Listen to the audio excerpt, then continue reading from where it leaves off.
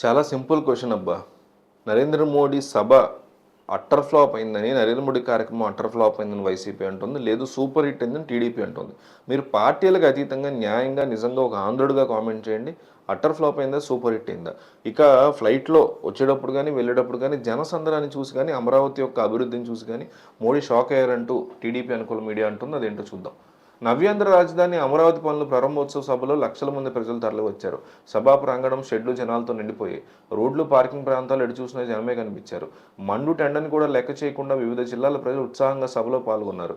ప్రధాని వేదిక ఎదుట వేసినటువంటి 3 షెడ్లు మధ్యాహ్నానికి నిండిపోవడంతో సభకి ఎదురుగా షెడ్లు వేసి భారీ ఎల్ఈడి తెరలు ఏర్పాటు చేశారు. చివరికి పార్కింగ్ ప్రాంతంలో వేసినటువంటి షెడ్ల కింద ప్రజలు సేద తీరారు. ప్రధాని మోడీ వచ్చే సమయానికి వాతావరణం చల్లబడడంతో చాలా మంది సభ పరిసరాల్లో రోడ్ల మీద నిలబడి తెరల మీద కార్యక్రమాలు తిలకించారు. ఉదయం 10 గంటలకి ప్రజలు ప్రాంగణానికి చేరుకున్నారు. మధ్యాహ్నం 1 గంటలోపు వచ్చిన వారు ప్రాంగణంలోకి వెళ్లి కుర్చీలు ఆలస్యమయ్యారు. గ్యాలరీలు నిండాక పోలీసులు జనాన్ని నియంత్రిస్తూ ఎప్పటికప్పుడు జాగ్రత్తలు తీసుకున్నారు.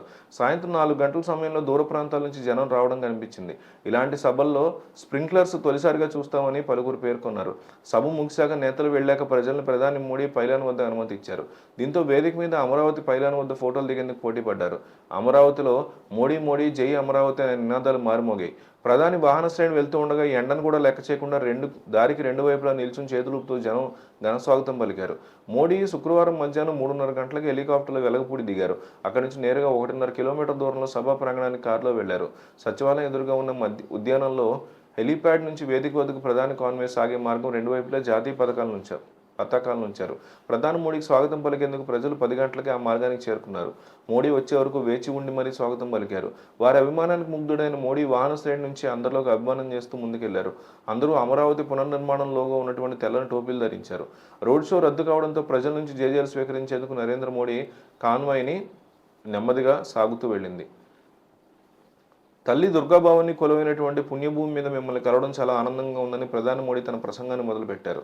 అమరావతి పుణ్యభూమి మీద నిలబడి తన కేవలం ఒక నగరం కనిపించట్లేదని, ఒక స్వప్నం సాకారం అవుతున్నట్టు కనిపిస్తోందన్నారు. ఒక కొత్త అమరావతి, ఒక కొత్త ఆంధ్రప్రదేశ్ తనకు కనిపిస్తున్నాయన్నారు.